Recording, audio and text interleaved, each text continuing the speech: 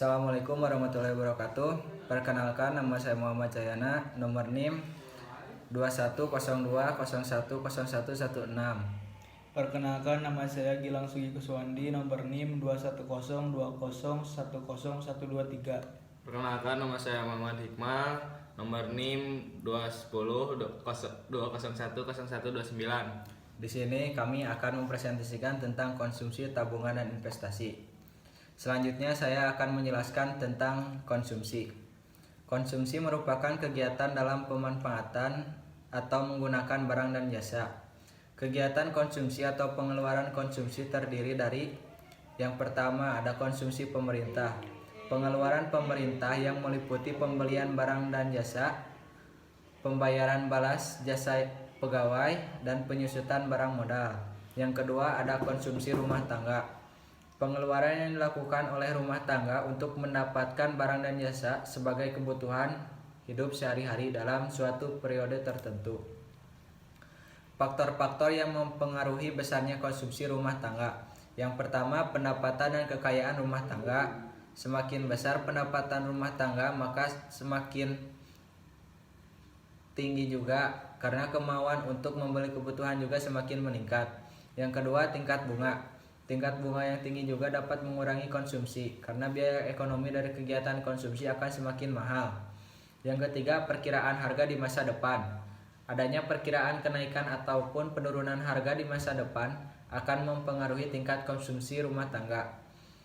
Yang keempat, jumlah anggota keluarga. Semakin banyak jumlah anggota keluarga, maka tingkat konsumsi juga akan meningkat. Yang kelima, jumlah penduduk. Meningkatnya jumlah penduduk akan memperbesar pengeluaran konsumsi secara menyeluruh. Selanjutnya, pengertian tabungan yang akan dijelaskan oleh Gilang. Tabungan adalah rekening yang kamu pakai untuk menabung atau menyimpan uang. Biasanya tabungan ini memiliki jangka waktu tertentu dan dipergunakan untuk memenuhi tujuan keuangan tertentu. Faktor yang mempengaruhi melakukan tabungan. 1. Tingkat bunga. Tingkat bunga yang tinggi ialah faktor yang menarik bagi individu atau masyarakat untuk menambah jumlah tabungannya. 2. Sikap berhemat. Sikap berhemat terhadap pola konsumsi yang diikuti oleh kegemaran menabung dan memperbesar jumlah tabungan. 3. Distribusi pendapatan. Distribusi pendapatan merupakan bagian pendapatan secara merata sesuai kemampuan dan kapasitas yang dimiliki individu. 4. Kondisi perekonomian. Kondisi perekonomian yang membaik akan meningkatkan pendapatan per kapita masyarakat. Investasi.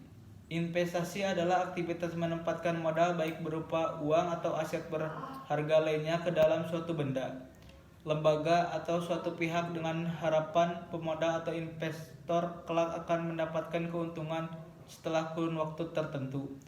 Umumnya, dana atau aset yang ditambahkan oleh seorang investor akan dikembangkan oleh badan atau pihak yang mengelola.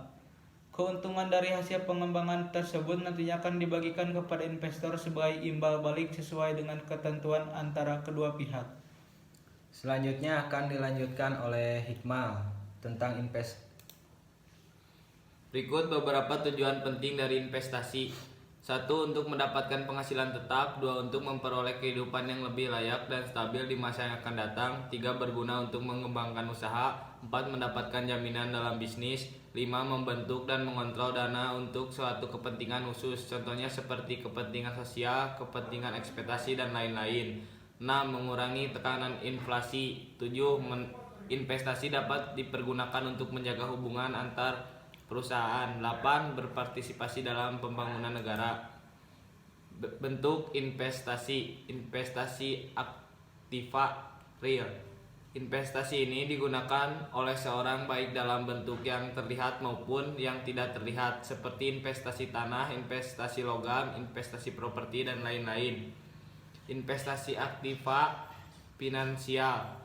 Investasi aktiva finansial dilakukan oleh investor sebagai bentuk sekuritas, contohnya investasi deposito dan saham.